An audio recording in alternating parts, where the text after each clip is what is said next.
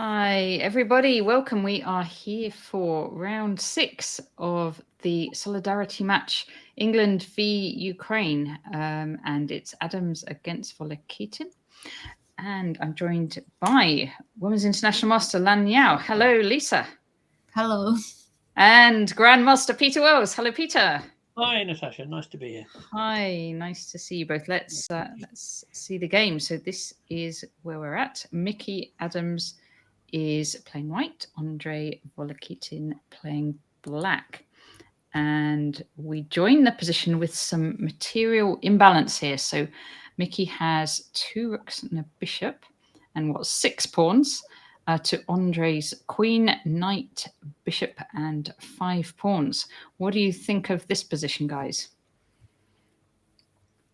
This is not the material imbalance Mickey would have been looking for.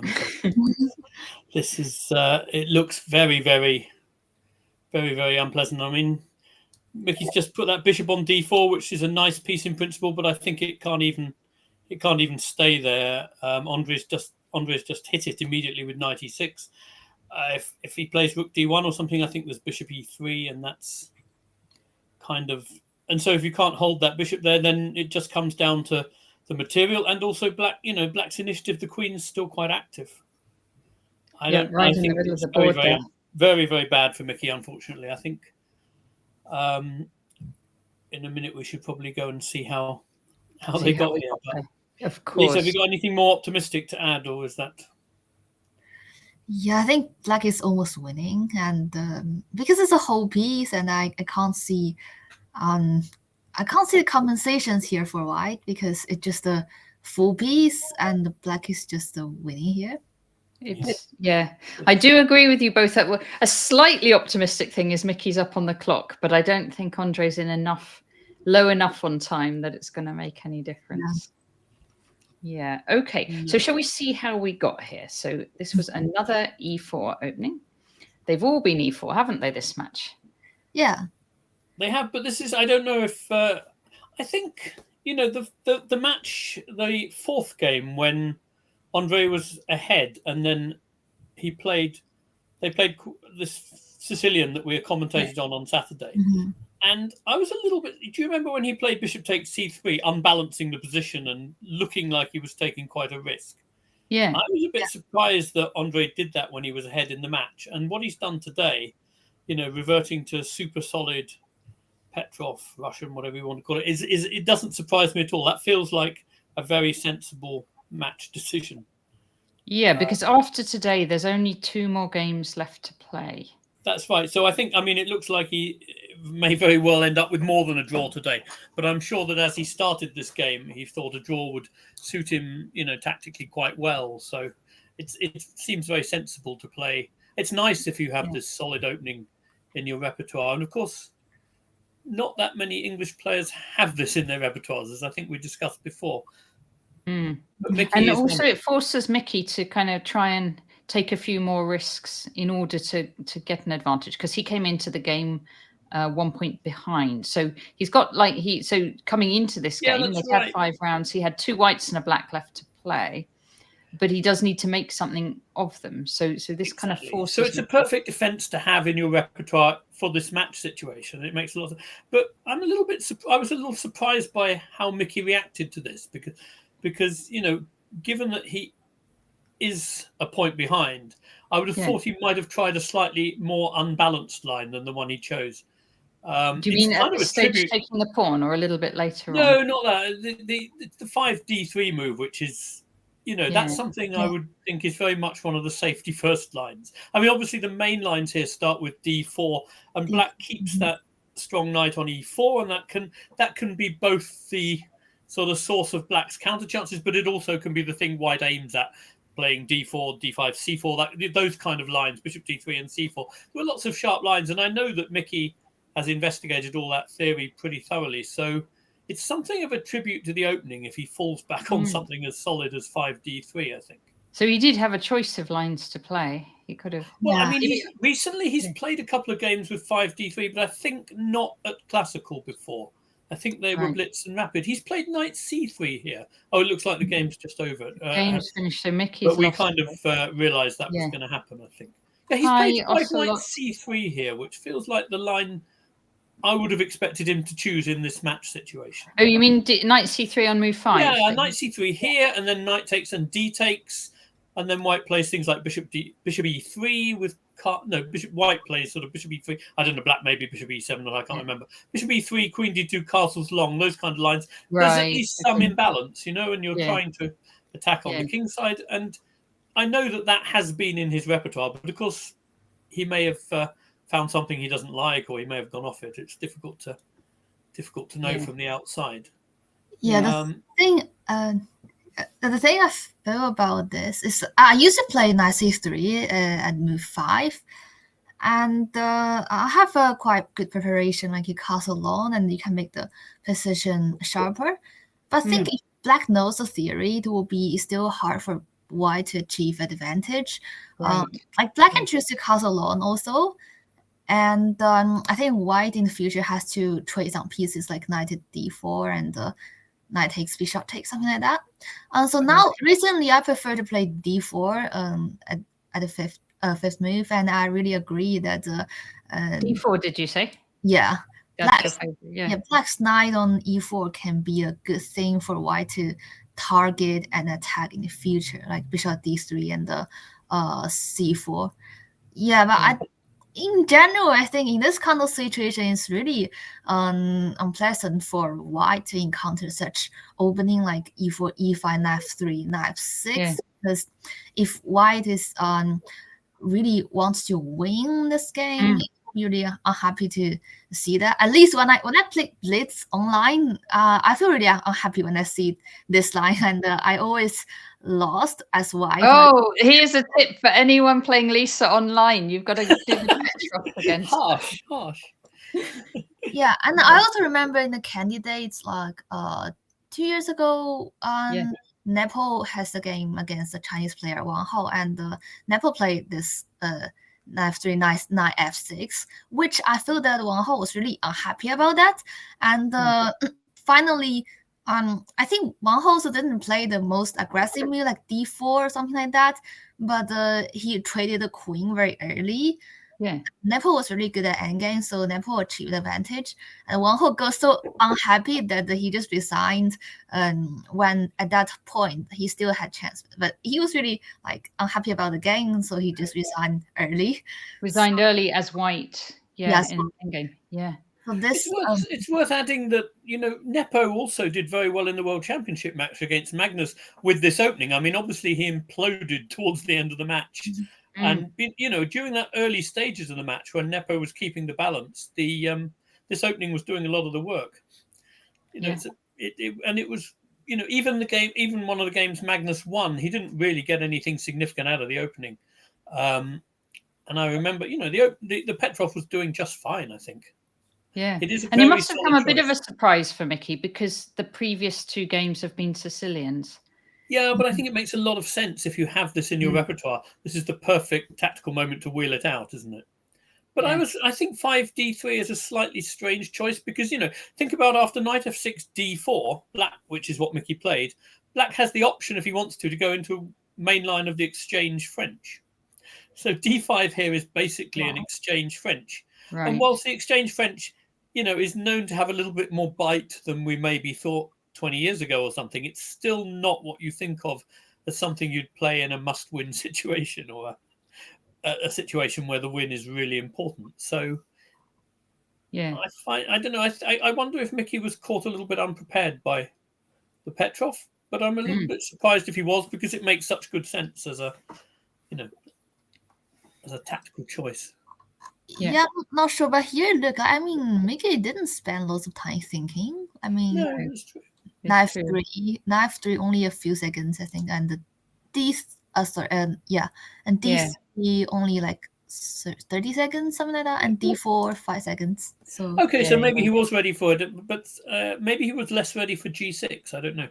It's possible that he had something which he felt enthusiastic about in that sort of exchange French position, but I think G6 may have come as a mild surprise. I don't know. Maybe he was ready for this too, but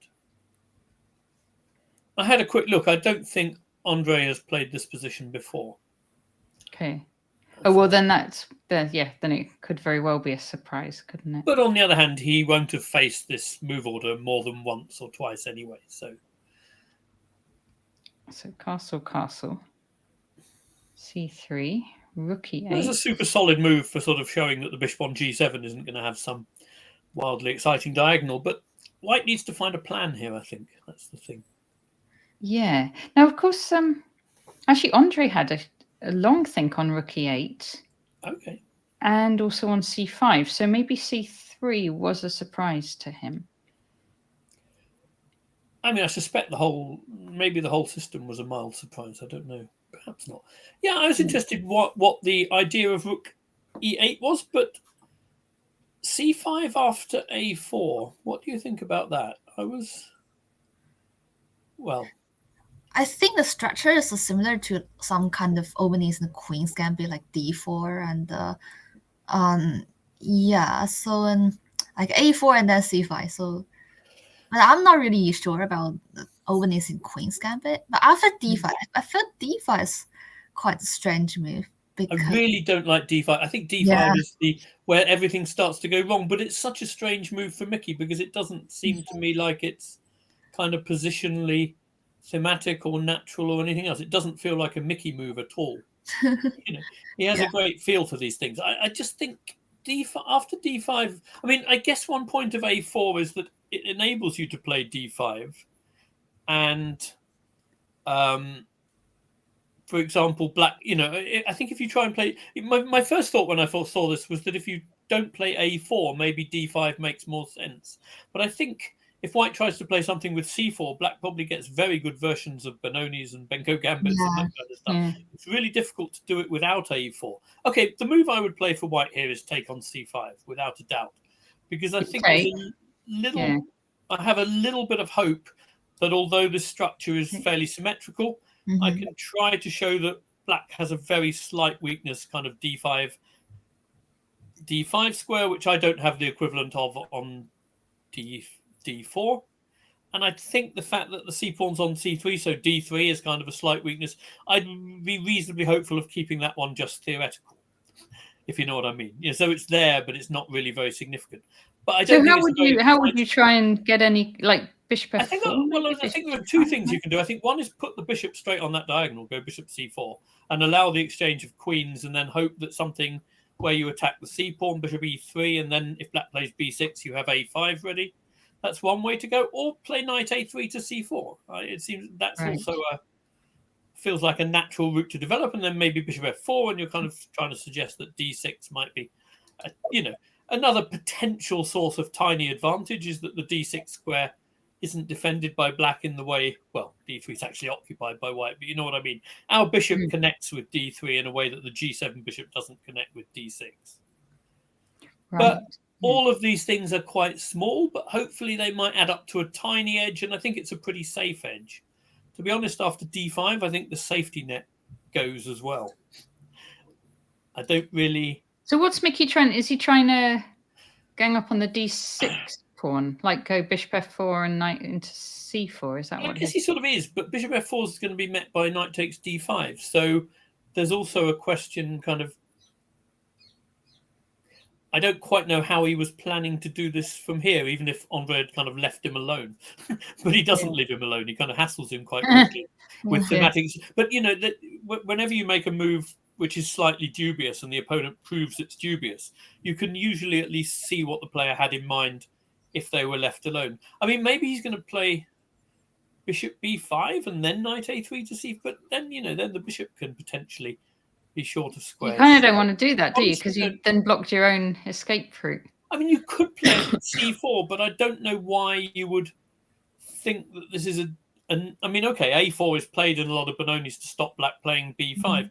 C5, b5, yeah. But once you go to c4, the b4 square also looks quite tempting for black. So knight, you'd want the knight to be on d7 so that knight a6 to b4 wasn't on the cards as well. So I just don't really see how Mickey was planning to work this. He's trying to restrict that knight on c6, maybe. But I mean, but it's. Yeah, because the thing is, d5 the smooth, I think it gives very important square, the e4 square to the knight. And I remember that when I was teaching chess, one of my students makes a similar structure as white or black. I don't remember, but I just kind of reminded him that the structure white has a potential problem because now black can easily make the plan of bishop g4 and 97 knight e5. Like the e5 square is really good for the black's knight. And also I can't and I agree with you that like white can't hardly find a plan because as you said, like c4 and there's nothing in the queen side. It's if a5 then a6, black can easily block the structure and the white can't go for like b4. So I can't really see how can white make progress in the queen side. But instead, I mean, for black it will be easier to play because black can make things on the king side like bishop g4 and put the knight on e5. And I would say that the d5 pawn would be a potential problem for white. Yeah. Yeah. Yes.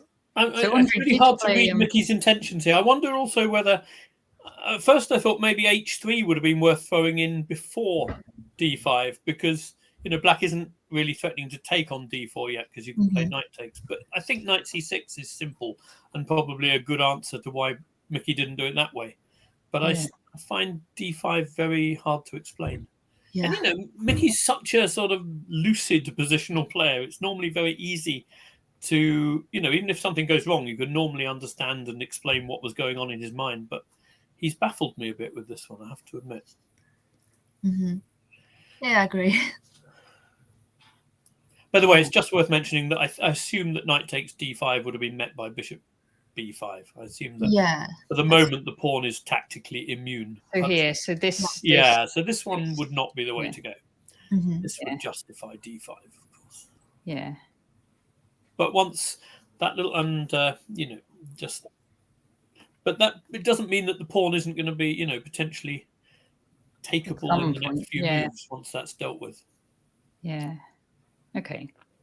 So yeah, I think after d takes c5 you could argue that white has a teeny edge. It's not very exciting at all, but it's a lot safer for a start. So Mickey got the bishops this way. So here. But as Lisa was saying, when he gets the bishops, the kind of downside is that black gets potential on the e5 square. Yeah. And in this particular position, there's the additional problem that d5 isn't that easy to hold. You don't want to play c4 because then those think about that bishop and the diagonal it had to put up with at the start with white's pawns on c3 and d4.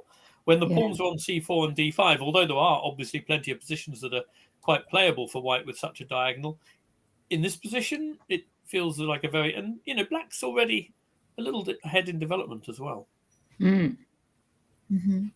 So Andrei put his knight here and it's already looking at that e5 square.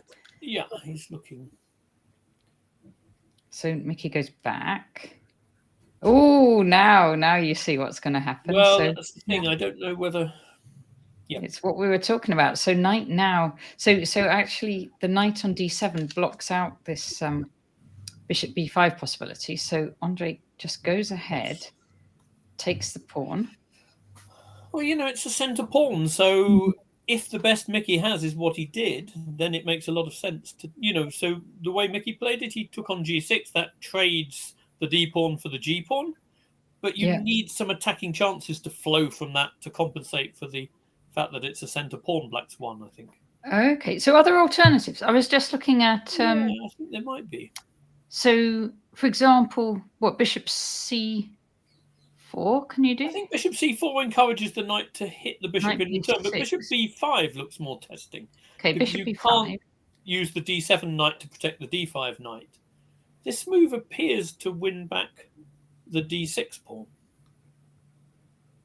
Yeah, now that would be good. If white can win back the d6 pawn, that's exactly what you want to do, because that's the other central pawn. So he must have found something.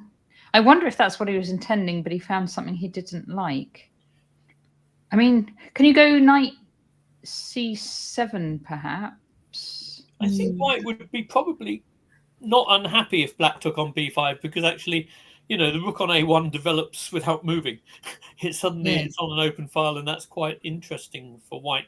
It's quite difficult to open lines for white in this position, and that, I think, knight c7 takes b5 in a way helps white catch up in development slightly. I suspect I'm gonna have another guess then, f6, unless you guess there first. Maybe black's just doing fine in terms of extra development and time. I don't know. What about then rook e5? Ooh, I'd be more interested. It looks obviously risky, but yeah, it could be done, because if f4, you maybe can hop in to e3. Thanks for the follow, Sleepy Contin. Let's see rook e5. I mean, it's a very ambitious move, which I don't think black needs, but it's an interesting question. Yeah, and the idea is just to try and keep everything. The idea is just to be greedy, is yeah, the completely greedy move. That's the completely greedy move. What happens if I? Oh, I suppose f4. The move you have to check first is f4, right? That's so f4. Move. So my idea was going to be this, but I suppose you could take it off and then take on d6. No, I'm more interested in trying to exchange f1 for e5 and then have your knight trapped at the end. That would be the. Oh. Okay, so what, like queen? I'm trying to find a square for the queen that would do that. But I mean, maybe even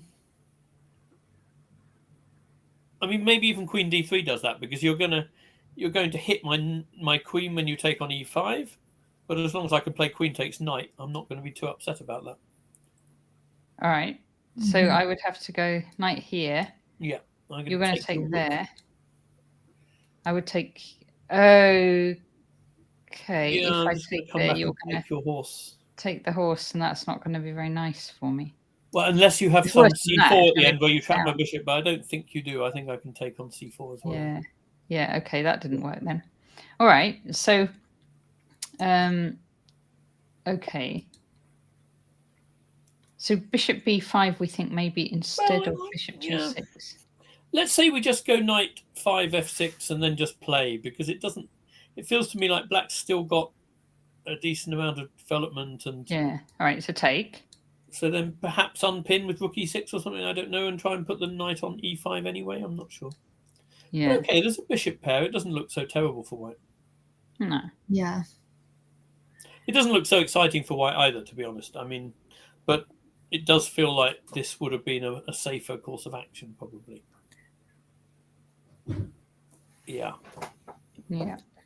Yeah, so probably I would just choose to go for knight c7 and trade the bishop, and then go for. Okay, maybe, yeah. Maybe let's try that. The bishop here is kind of annoying for me. I mean, in this kind of here, like this. Yeah.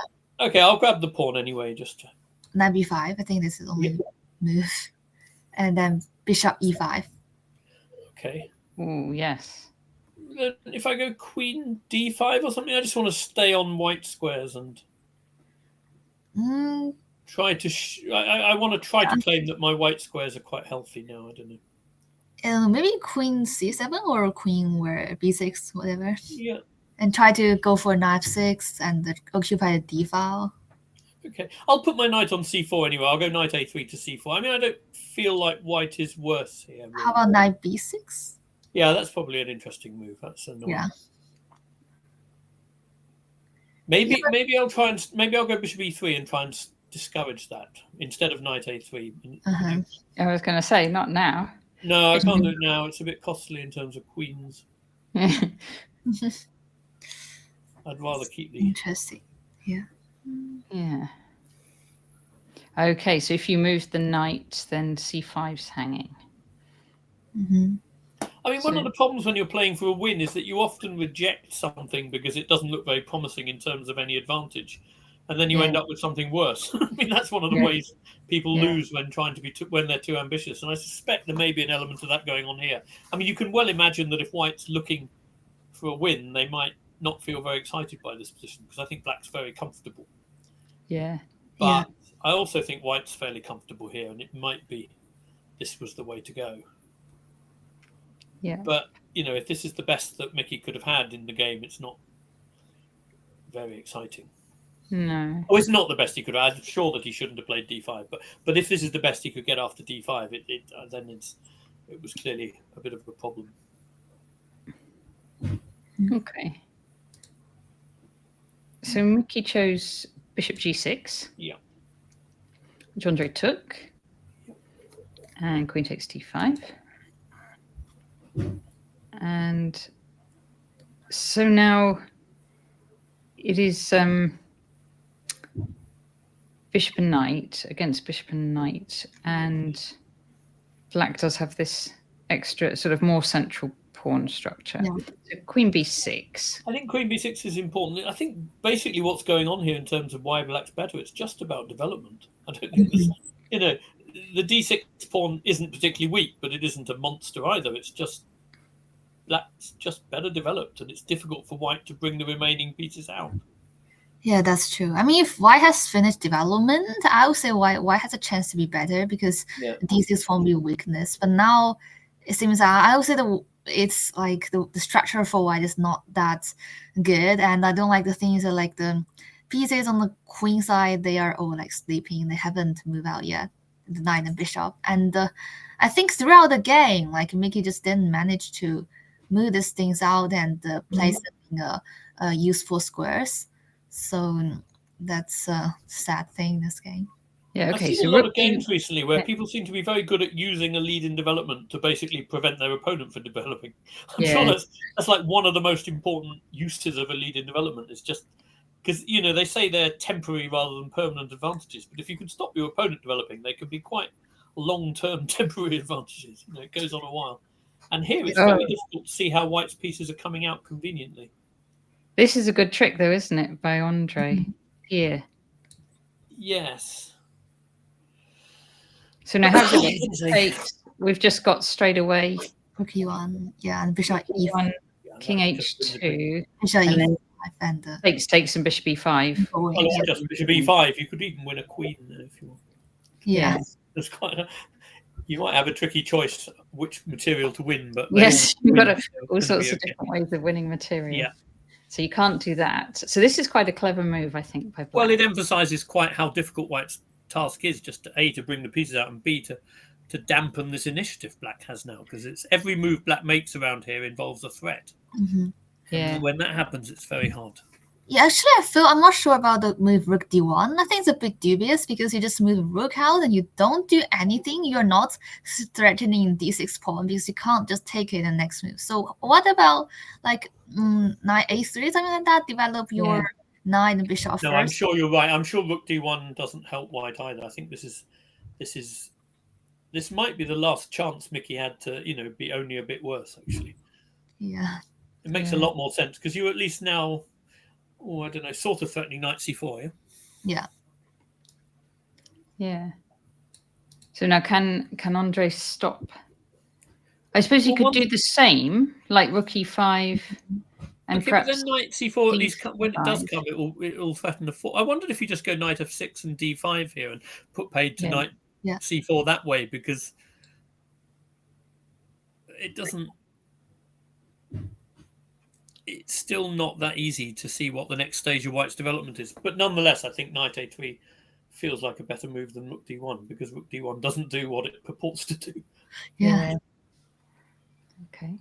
So rook d1, rook e5, and then Mickey drops back, queen d3. Yep. And doubling rooks here. But if you want to define what the initiative is in chess, you could use a position like this, because every one of black's moves comes with a threat. And that's basically what it's about. And it's very unpleasant to play when it's like that, I think. Yeah. Yeah, because you just can't get this bishop out. Like, you'd want to move the bishop somewhere, but this b2 pawn's on. Exactly, yeah. So it's just like, it must be really annoying for Mickey to play. Well, I think he must have been very upset because the blunder he makes is very uncharacteristic. Okay, so 92, threatening a fork on c4. Yeah. Rook e1 check. Rook e1's very strong because white can't really afford to exchange and have that rook on the 8th rank, so it forces white to play another passive move. Yeah. The knight's no longer headed for c4. Yeah, now I'm wondering, I mean, the bishop, the c1 bishop will be like blocked. It cannot move out forever. So that's the thing. This one here. Yeah. Yeah. The other thing is those positions we had earlier. We were talking about how I was talking about how we could try to show that black had weaknesses and white didn't have equivalent weaknesses. But now you see moves like c4 and knight e5 and the d3 square now looks really potentially very weak. And black isn't many moves away from sort of c4, knight e5, knight d3, showing that is a serious weakness. And that's why I wanted to go d takes c5 rather than d5, because I thought then white had some chance of showing that black's weaknesses were more significant than white's. But in this case, there's no doubt that d3 is a weaker square, along with b3 possibly, than any other square on the board. And this queen's rather tied down, isn't it, to defending the rook? Yeah. So c4. Okay, it came now, yes. So just to check, I mean, it looks very unlikely, but just to be totally clear what's going on, if white took on e1 now in order to then take on c4, how does black actually... Oh, right, so takes here. Well, I'm offering my queen for 2 rooks, and if you take back, I want to win your pawn.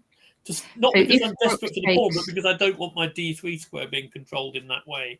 So rook takes in here. I'm not even sure that, maybe I haven't looked at this at all. It may be that black has, black can also consider taking the queen. You can usually at least consider taking a queen. Yeah. But what happens now? Does something really terrible happen, or is it just... Well, bishop h6, bishop h6 doesn't work because you just take it. Yeah, take it, and then you have queen c. You get mated at the end. That would be terrible for black. That would be. So instead of that, maybe knight in. Yeah, maybe. I'm just trying to... I sort of feel like, I feel like there might be something. No, it feels shaky for white. I'm sure. I mean, but it's also possible that pawn takes queen, which is rarely a terrible move, was interesting as well, because white, although white has 2 rooks for the queen in that position, the white's position feels very uncoordinated. I wouldn't be that surprised if. Yeah. So instead of see here, so is there something devastating here, or do we need to look at take? No, let's check this first, just because. Check this one first. We have time to do both, don't we? So. Yeah. Yeah, I'm not sure, because I think why can't play bishop e3 in the next move? Well, if white can, then it may not be so terrible. Yeah. If you do knight here, they can't. Oh, can they? No, not immediately, but you can first go and queen then bishop e3. somewhere. Oh, wait a minute, knight e5. Where's white's queen actually going? Queen c8 first, and then bishop e3. Okay, that's right. Yeah. Sorry, that's right. Okay, and then here. Yeah, that is horrible. I had the problem I have in my real games there, where I see something and then forget it. You don't want to allow this. Okay. No, I did see that. That makes perfect sense. Yeah, so we can't allow that. No. So. What if you try to exchange the queens, like queen c5? Because now still the bishop can't move. Yep. And you just get a better. That's a very grown-up move. I don't think. Of I never think of those moves. That's very clever.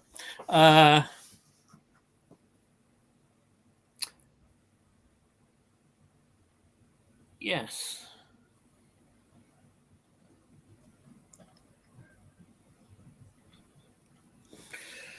Well, all right. But black's given up a pawn for this, right?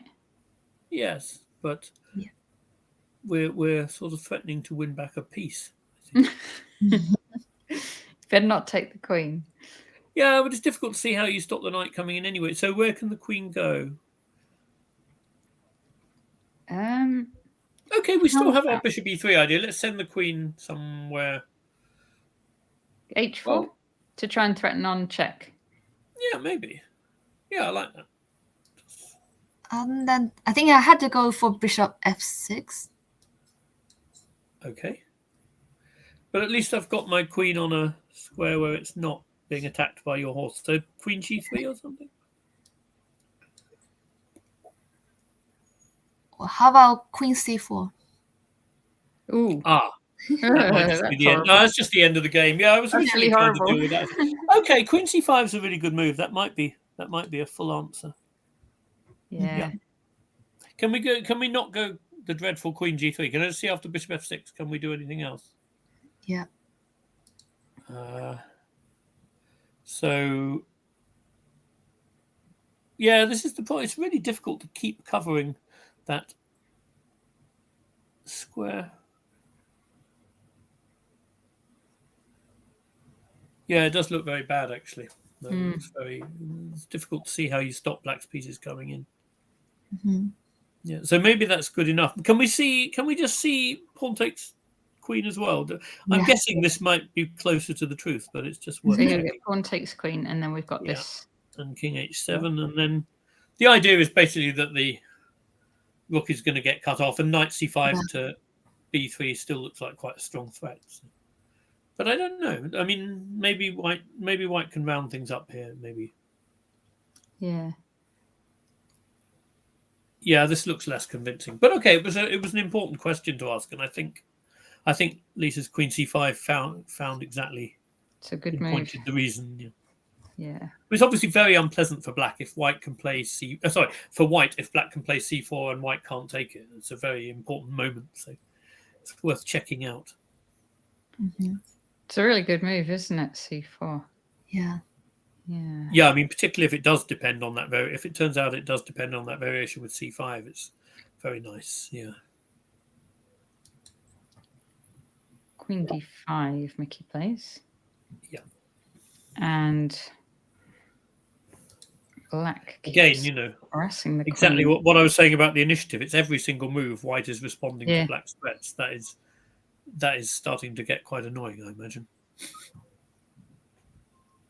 Queen f3, rook f5 keeps going.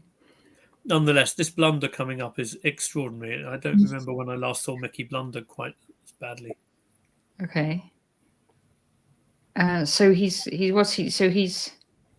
taking this rook. I think he must have thought that he was winning 2 rooks for the queen and forgotten. Can he really have forgotten that black could take on f1? Maybe. That looks easy, I think. Yeah, but I think, it's. I mean, basically, the background to this has to be that he's pretty upset with his position. I think you need to be very upset to blunder like this. And Mickey is normally one of the coolest players out there. So, I can relate to this myself because when I get upset, I can do almost anything stupid. But I don't normally see that from him. I normally see him keeping calm even in adversity. And it's very surprising. But there's no way you could choose to play this move if you've seen rook f1, I don't think. Yeah. And also, and he took 3 minutes to take back, which. Although maybe there is already no other move, but it's hard to believe that. I think bishop b4 might be the only move instead of queen f5, but still it's hard. Can we just see can we just see that again? Sorry, bishop e3, is it? Oh yeah, bishop e3 and bishop f4 also possible. Oh, okay. Or if you could take the rook on e1 and you at least get 2 rooks. Well, that is true. That's one. I mean, that's one thing. It's difficult to imagine taking f5 when you could take f1. But so bishop e3. Yeah, I'm just trying to. Then you've still got the same thing, haven't you? Oh no. Sorry, queen's on. Queen. Oh, I don't know. Queen takes b2. Yeah, queen takes b2 could very well be very nasty. Actually, it might just be similar to what was happening anyway with a bunch of pawns for black. Yeah.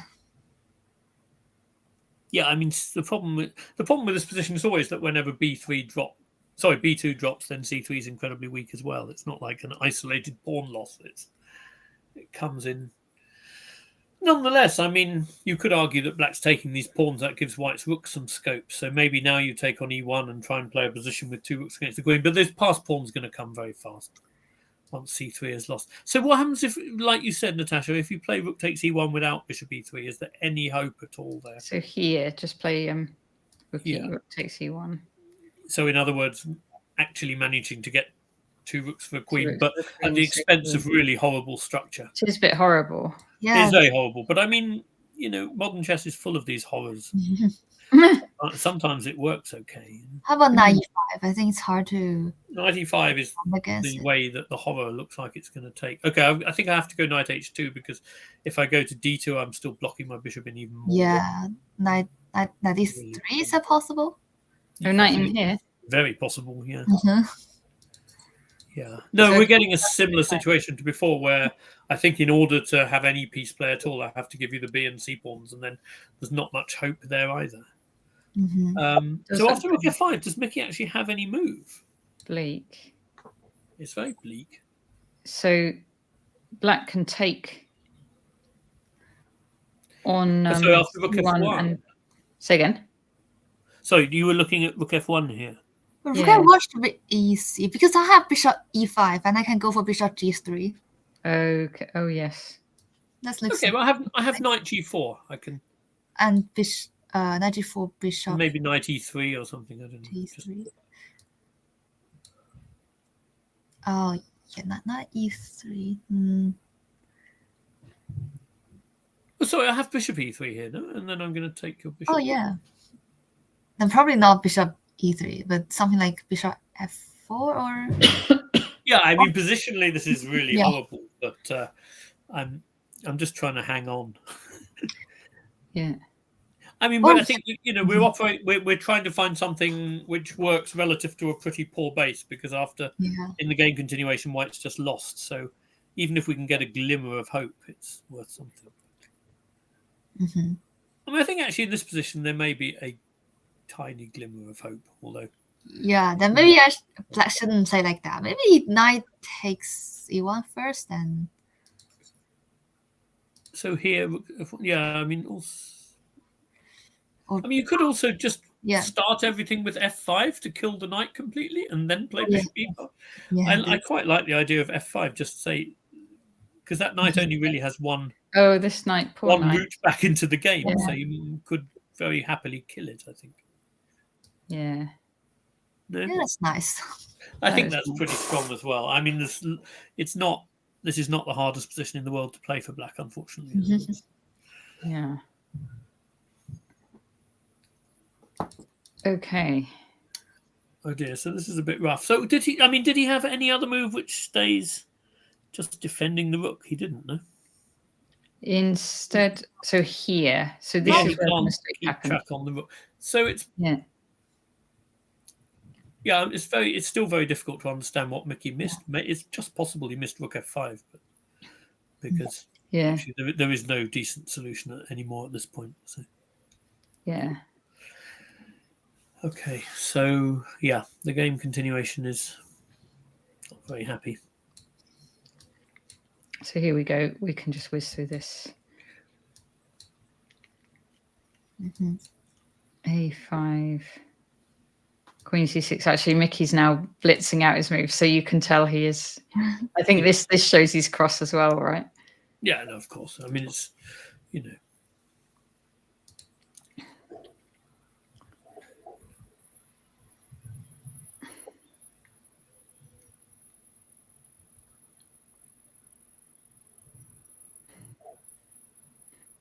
Mate. Yeah, and bishop. So I mean, bishop d4 is. Oh, it's not. It comes a bit later. Okay. Oh, king e1. So what? Sorry, king g1 is. If king g1. Is that immediately knight e2? I mean, I guess you've got knight e2. This looks knight. Yeah, that's immediately caught in a whatnot, isn't it? Yeah, you're definitely caught in a whatnot. What are they called those? I don't think it's technically known as a whatnot. But it's yes. Yeah. Although this bishop does cover this diagonal. It does, but it's the g3 square that's going to be the doom. Yeah. So king e1, but king e1 is played with a heavy heart as well, I imagine. I'm sure. Yeah, so threatening the fork. Oh, he's going to come around to the h4, and there's no more. H4 diagonal, perhaps. Yeah. There it is. There we go, and Mickey resigned. Yeah, because he's losing another exchange here, I think, because he goes to e2. White, black just plays queen d3 and knight f4. Yeah. In some order, probably that way around.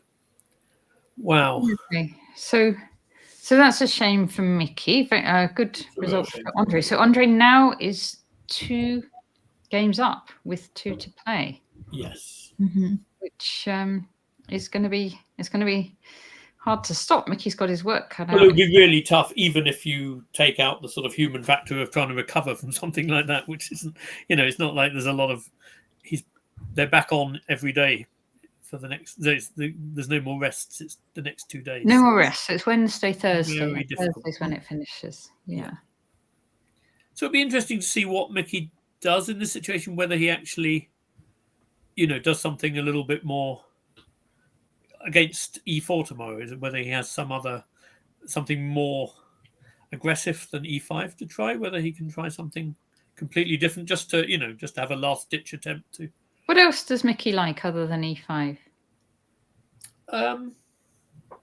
Yeah, good question. I mean, as a kid, he definitely played Alekhines before, I'm sure, but I can't imagine he will. That would be the kind of thing that would fit the description I was just giving. With the greatest of respect to the Alekhines, that would be one of the sort of really pushing the boat out kind of things.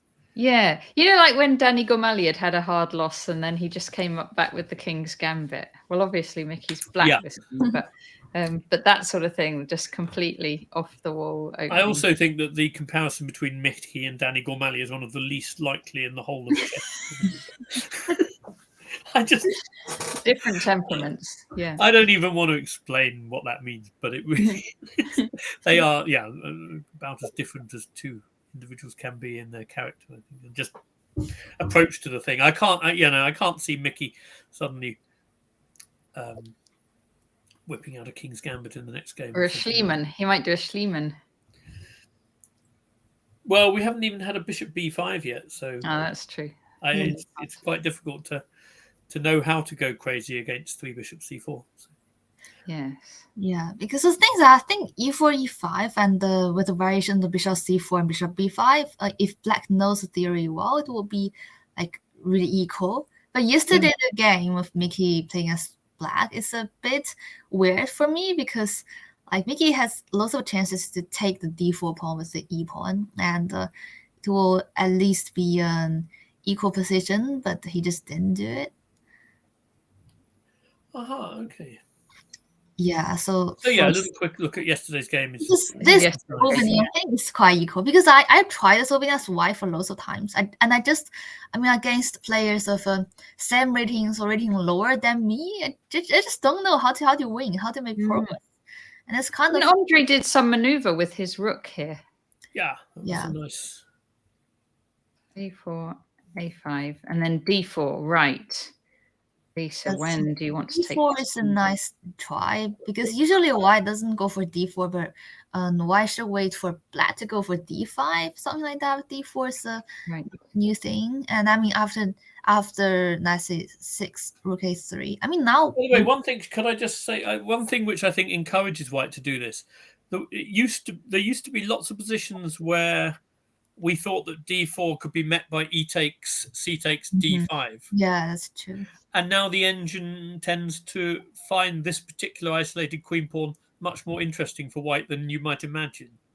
And so there are a whole load of those positions which have suddenly become playable for white again, and sometimes even quite interesting for white, which I think used to be ruled out. So it's very interesting to see, for example, Mickey rejecting takes and D5 here, and this super solid knight C6 move, which again reminds me of what I said the other day. A5, A4 for white is not entirely uncontroversial because it does mean that whenever you go E takes, C takes, this B4 square looks quite enticing for black. But in this game, Andrei showed why that may not be, such a big issue sometimes. Yeah, because white can just ignore the B4 square and focus on attacking on the king side. That's what happened in the game. But now I think why not taking the D4 pawn and Right, let's see it then. So take. Do you mean before knight C6 or yeah? Oh, now. You can just take a free pawn. I would say maybe in the future it's not a free pawn. I can manage. This is very interesting. I have to admit, I popped an engine on this, and it said rook D3. Yeah, rook D3 and the bishop to where I don't remember.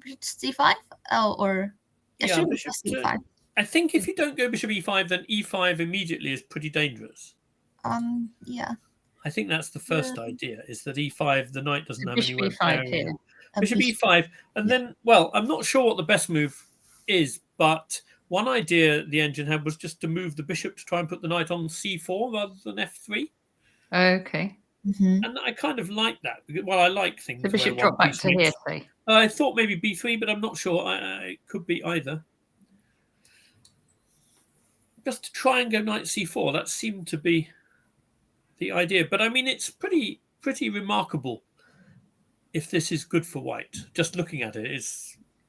Well, I mean, you know all about these things, Natasha. This is the sort of thing AlphaZero has helped to encourage, I think.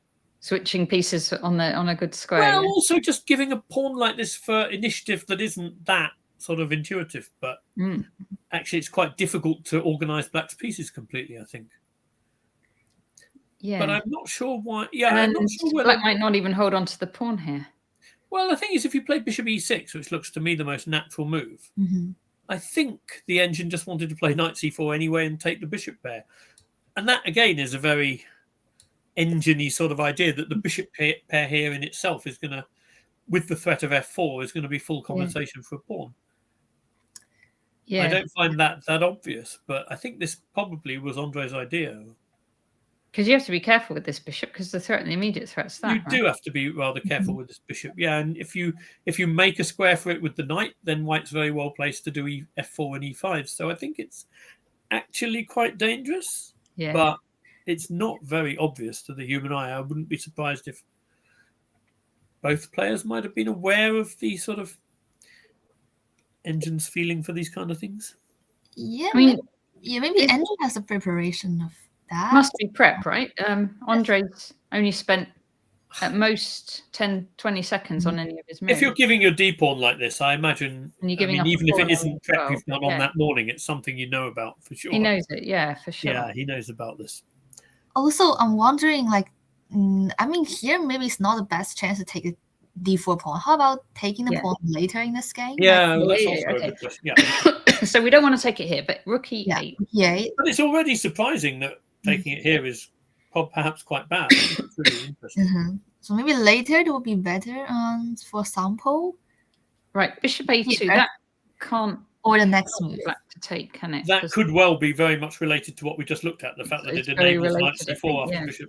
You know, because rook e8 again, really if any taking, we're going to end up with rook d3, and then the knight can come into c4 easily. Yeah, but whether the rook e8 makes some difference, I don't know. But maybe it doesn't. Maybe bishop a2 does the job of sort of. Sorry. Yeah. That one, this one, and then rook here again. I think.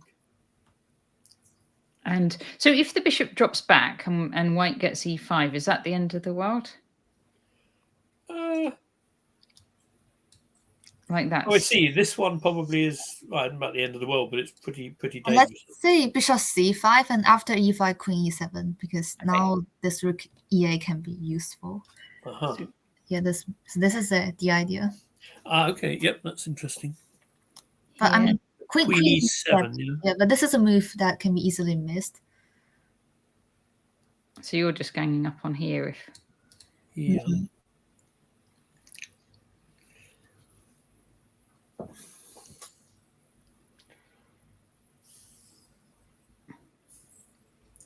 I'm wondering if I can even look at something like rook f3 to go and try and go knight e4 if you take the pawn.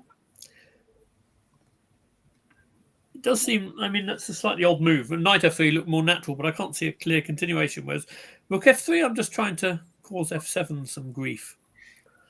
What if I take the... Yeah, then I want to go knight e4. Okay, that's interesting.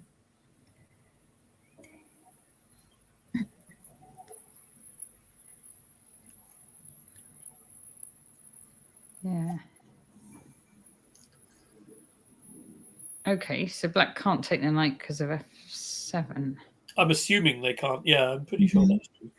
What if black just play something like... I'm thinking about bishop e6, but I'm not sure because now the c5 bishop is also hanging. So. Yeah. Okay, I wasn't even sure how I'm taking on f6, but if I go simply and take with the knight... The knight takes f6. And play bishop... and bishop takes h6, isn't that quite scary? Yeah, I'm just not sure about the structure. And are you going to do it without taking on e6 first? Yeah, I want to just do it. Just do it. Get on with because it. if she takes a2, then rook g3 check and queen h5, and I'm hoping It looks good enough. I'm hoping structure will be the least of her worries. Sounds a bit harsh, but yeah, looks dangerous, I have to say. it looks very dangerous. Mm-hmm. I'm trying to see if there's a. Yeah, rook f3 is interesting. So after rook f3, Yeah, you don't have to take. yeah. Right. But you the nice thing is you can't play bishop e6 because then I can take on f6. So although you don't have to take, you can't play the move you want to play. On the other hand, rook f3 makes it harder for me to defend e1. So I'm not sure how I sort of re-threaten to take on f6. I might end up having to go knight e4 anyway, I think. But that's obviously. Oh. Yeah. Like so you could go d5. D5 here, yeah, that's what was worrying me a bit. That was the question. Okay, but then you're not threatening e5, the e5 pawn at any point. So maybe I can just play chess here, as Spess would say. So I could sort of go knight b3 or something. I don't know. Knight b3, or even knight f1, but one or the other, and just try to take back on d5. If you go knight e4, I'm taking on d5, I hope. Oh no, I might be taking on c5 and e4 and f7 or something. Yeah. So you'd have to defend with c6 maybe. Yeah, but then the bishop hangs because I take away one of the attackers of e1. So true. How about bishop b4 first? b4? Ah, that's more like it. Yeah. Okay. Then, if things were going well for me, I'd. Oh no, it's not going that well. Okay, but can I play rook e something and just take on d5 next? I don't know. Rook there. Yeah.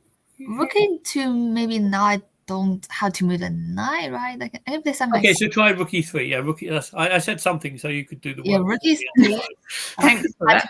So probably knight e4. Just sacrifice the. Yeah, knight e4 to g5. I'd sort of over. Yeah, knight d5 and get more initiative. It's now still the pawns are equal. So. Yeah, you're going to get to play bishop e6. I don't want you to play bishop e6 with tempo. Then I'm not happy. Okay. I mean, it's clearly very complicated. I wouldn't be surprised if there's something a lot better than what I just showed there for white. I mean, rook f3 worked so nicely against d takes e5. Because that knight, maybe you were saying knight f1. Yeah, knight f1's attractive too, because I'd like to send it to the king side, really. Yeah. But, okay, it's a really interesting position. But I'm sure Andrei had looked at such things in some detail, probably. Yeah.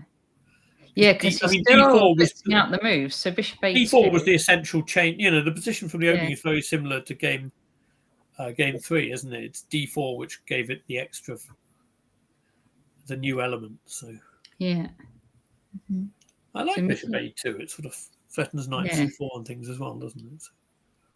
Yeah. What did Mickey do now? Bishop a7. Bishop a7, which makes sense as well. I mean, if he takes d4 is too dangerous, then bishop a7 makes sense. But... Yeah. So rook b3. Yeah, that's a move you could easily overlook. That's a very unusual. It is an unusual move, I think. You know, when I saw the position in a few moves' time, I thought it had come from when I first switched into the game in a few moves' time. I thought it had come from the Spanish. It looked like that Zaitsev variation where the bishop ends up on b1 and the rook goes on the third rank. Yeah, I was amazed that you could construct that from an Italian game. That was quite impressive. Interesting. So did he? Oh, he went. Yeah, rook b8. Did you understand that one? I'm not sure I did. I think because he's trying to develop his bishop, isn't he? Yeah. If that's all it is, then maybe I can understand it too. But I thought, looks a bit passive, I think. Well, why, for example, do you have to do that as opposed to taking and playing knight b4 or something? It wasn't clear to me why rook b8 was an ascent. It may be that it's important that b7 doesn't hang later on, but it wasn't obvious to me that was the only way to do it. But maybe it is. I haven't in enough detail. If he's going bishop b1 anyway. Here is possible after bishop b1 to take this d4 pawn, because now the bishop is no longer threatening f7. Oh, do you mean now he could take maybe? Yeah, instead. Yeah. Okay, let's have a look. So instead of bishop d7. Instead of bishop d7. Yes, have a try, because it's interesting, because he just has like loads of chances to take this pawn, but it's great. This one again.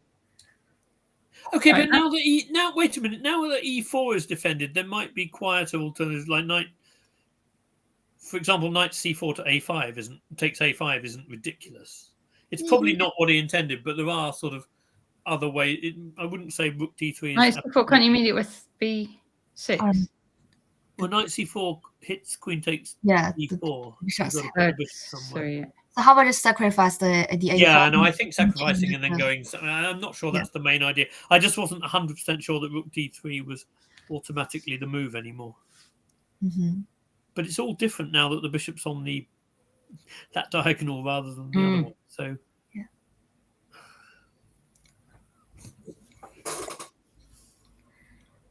I think knight c4 is possible, but now white can only get the a pawn back, so I'm not sure about that. Because if that's all he can do, I don't think black would be too scared. I wondered if there's some, because there are ideas of playing kind of rook g3, threatening bishop h6 and things, which might be. Yeah. That's why I like putting the knight to c4 rather than f3 to keep the rook. Maybe you can even do both, right? Maybe you can take the a pawn and then later get your rook over. That's very greedy. That looks like you're putting an insurance policy in place. I think you are, but it's maybe. I mean, I'd want to know first. So if bishop back to wherever, do you want to go to maybe c5, because you still have a potential square on b4 if I don't take the pawn. Now if rook g3 is black, does black have some simple answer that I haven't seen?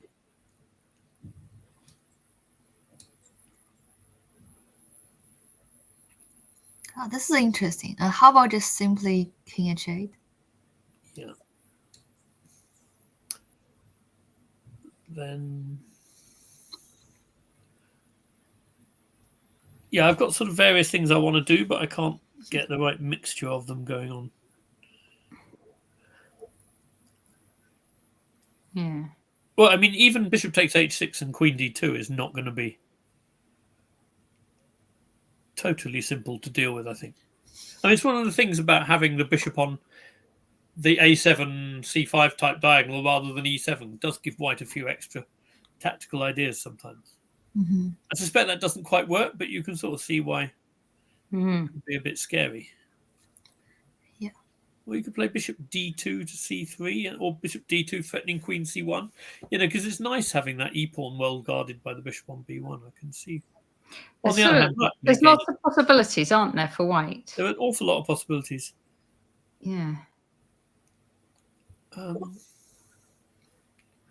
So if I take on h6 and queen c1, does black have a simple defense? Or even a complicated defense? How about knight g8 or... That was what I assumed might have to happen, yeah. Okay, and then queen c3 check, maybe? Just captures sees one and plays one? That's nice.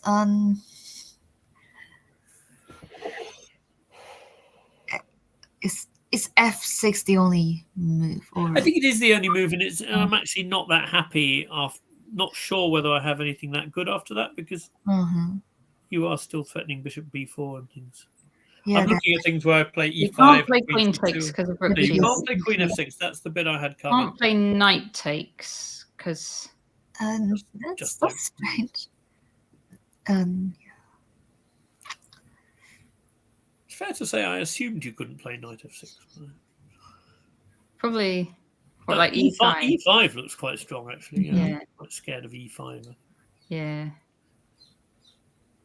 Yeah, you're not going to be able to take that. Well, you're not going to be able to not take it.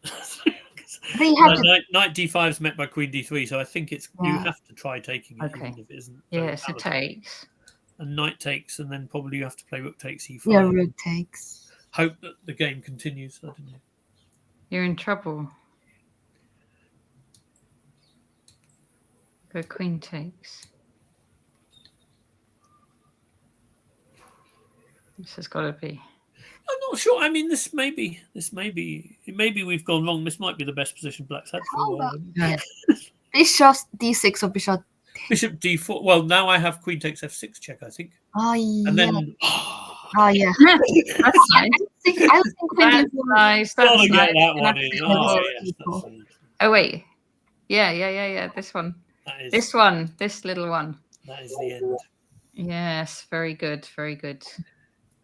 I could take a screenshot of that with 1-0 on it. Yeah. People would never know. But Bishop d4 might be a bit more testing. Yeah. Bishop d4. Queen f4 or something. I do suspect Black's gone here. Surely you can't survive. Yeah. I'll be very impressed if he does. Yeah. Yeah. No, that's got to be it, I think. Yeah, because how are you defending this one even? So, I mean, that's certainly not a definitive answer, but we can certainly point people to how it is quite dangerous to take on d4, even though it's incredible how dangerous it is, actually. It's a real opening achievement from Andrei to make it that scary to take on d4. Yeah, really interesting, innovative idea. And so yeah, it's a fascinating game. I mean... Okay, I'm going to wind up soon. Should we just have a look at the moves? But what happened in the game is also scary for Black, so that's why. Yeah. Like this rook comes round, doubles up on the e file. Yeah, White has a really strong center and also very good attack on the king side. Yeah, and look at these bishops are going, pointing up this way. By the way, can I think there was some crazy position. What happened just now? When did White go rook e3? Can we just go back a couple of moves? Because I think... Yeah, c-take here. So... No, it must be something. I must be getting confused. I think it was after b5, a takes bishop b5. Somewhere around here, the engine wanted to sack a piece with knight h4 and rook g3 and knight f5 coming. Wow. Which I thought, if it works somewhere like here, that's absolutely astonishing and a really nice. I thought this would be one for coaches to remember for the future about sort of Black's pieces all being on the queen side and White having numerical superiority on the king side. Yeah. I mean, I can't remember the details, and I still find it slightly hard to believe that the engine is right on this, but you can see why it's very dangerous, and I think that's what it said. And I thought, wow. I didn't think anything profound. I just thought, wow. But that is quite interesting. If that's a winning attack, that is fairly extraordinary. Yeah. But it shows that, there are even other ways of interpreting Andrei's very dangerous idea. It's a nice... It's an impressive piece of opening prep. Yeah, because I mean, even after in the game, he was, somewhat better until things improved as well, I think. Actually, I'm suddenly wondering, is it possible for Black not to take the d4 pawn because to not allow the rook to go to g3? Or is it possible at some moment after e takes d4, c takes d4, Black plays d5 immediately? Is that possible? I'm just I hear, no, perhaps. But d5 still gives White a chance to open the diagonals of bishops and attack the. But here, I guess it could also be so mundane as maybe after takes. You're just taking on d5. You're not taking on e1. So otherwise, I'd maybe just win the a5 pawn. Yeah. But I think that knight on e5 after knight is going to be. Two takes. So we don't have the great diagonal hitting f7, but we have a pretty scary diagonal hitting h7 as well. So I guess knight ce5 and then queen c2 coming or something. Yeah. But yeah, I mean, it's certainly something Black can look at. This is another of these kind of positions where maybe this IQP is more dangerous for Black than people used to think. But it's with a bishop on b1, it's all different again, isn't it? I mean, knight b4 here doesn't look ludicrous. Yeah, so I was thinking about what if Black doesn't take the pawn favor, but now I see that White can play d5 and take this a5 pawn. Yeah. Yeah, so I'm wondering, you said instead of a5 in the opening, is it possible that black just only go for a6? But that affects like 10 other different lines as well. That sort of that has much wider implications, and we knew. I mean, it's very reasonable for Andrei to assume Mickey would repeat the a5, which went quite well the other day. So yeah, so Mickey's got to he's black tomorrow. He's got to face the possibility of this again tomorrow. All right. Yeah, so I mean, I do think if he has something completely different in his repertoire, which is up to sort of match standard, it would be a good moment to wheel it out, probably. But, because, well, also when you've seen the quality of this preparation, could make you a little nervous about. Yeah. So a tough position for Mickey. Yeah, no, it's a tough position now. All right, then. I'm gonna wind it up here. Thanks, both of you. Thank you, everybody, for watching. And yeah, so 2 more games left in this really amazing match between England and Ukraine. Ukraine has the lead, 2+2 at the moment for Andrei. And we'll be back tomorrow at 5:15. So thank you all very much for watching. Thanks, Natasha. Thanks, everyone.